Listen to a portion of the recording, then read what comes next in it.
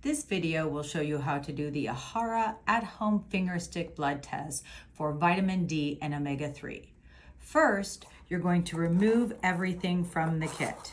Once you've removed everything from the kit, it's important that you read all the instructions carefully. Number one, we remove everything from the plastic bag.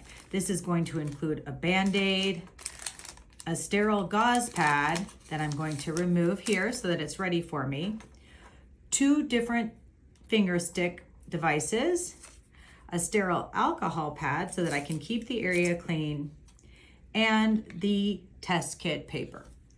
Now, I want to fill out all of the information on the test kit paper, including name, date of birth, collection date, and your email address.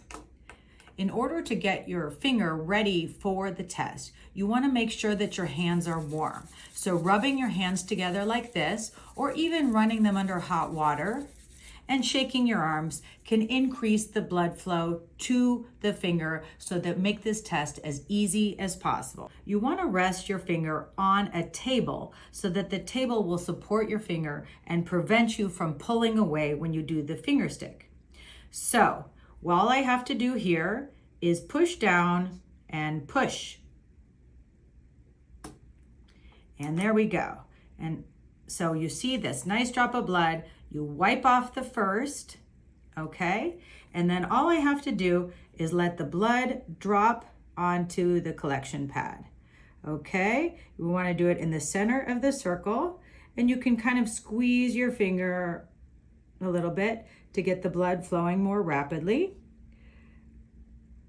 Just be patient with it and just keep it in a downward motion. 1, 2.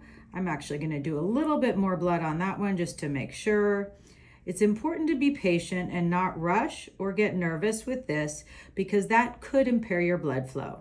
So just try to relax and take your time, and the drops of blood will slowly come.